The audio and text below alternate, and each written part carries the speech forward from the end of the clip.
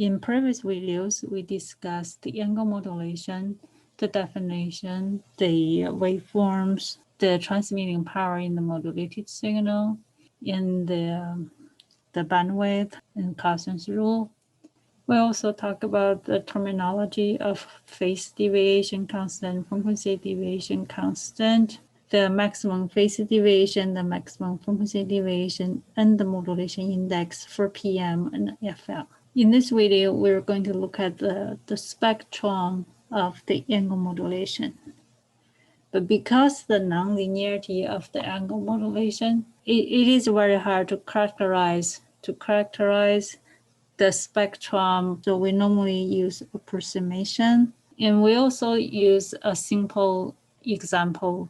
We're going to look at the angle modulation just for a sinusoidal signal. We assume that the modulated signal is cosine. We assume FM is applied. So the modulated signal is AC cosine 2 pi CT plus beta F sine 2 pi FMT.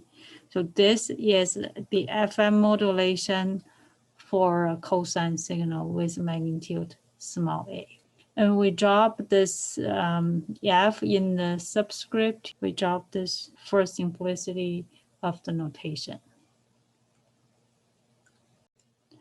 I write the FM modulated signal for cosine message, AC 2 pi cosine FCT plus beta sine 2 pi FMT. So this is FM for the message is equals to cosine 2 pi FMT. What is a spectrum look like for this modulated signal, and what is the bandwidth? Initially, the angle modulation is to reduce the bandwidth of the modulated signal.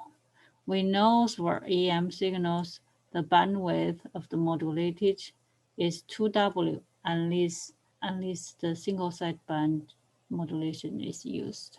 So W is the bandwidth of the message. The illusion for the angle modulation is that because we know sinusoidal signal, the maximum value is 1, the minimum value is -1.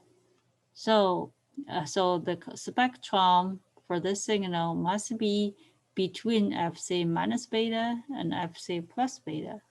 So what's the bandwidth? The bandwidth should be 2 beta. If I control this beta, it's small enough, I can make the bandwidth of this modulated signal arbitrarily small. Sounds very, very interesting idea. But unfortunately, mathematically was proven that John Carlson is a mathematician.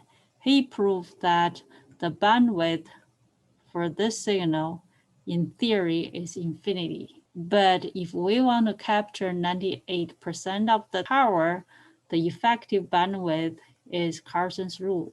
We talk about this Carlson's rule in previous videos, that equals to 2 beta plus 1 multiplied by W. W is the message bandwidth. And we can see this is always greater than 2W. So therefore, there's no advantage of bandwidth saving. And John Carlson published a paper in IEEE journals for this result. In his paper, he stated that angle modulation is no good at all. But John Carlson didn't realize the advantage of angle modulation. The angle modulation has higher capability of noise immunity. The pioneer for FM modulation is Edwin Howard Armstrong. He served as engineer for U.S. Army, and he held a lot of patents in his life, including the FM modulation scheme. He found that angle modulation provide better communication qualities in the communication device for the Army. More than 10 years after John Carlson's paper been published, people starting to realize the angle modulation does provide better communication quality. That attracted a lot more attention. The industry want to commercialize the FM broadcasting.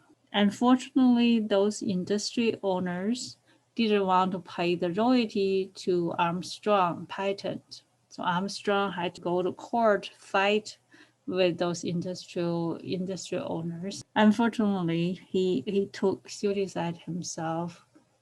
And after he died, his wife continued fighting in the court. Eventually, she won. This is a tragic story behind the FM modulation.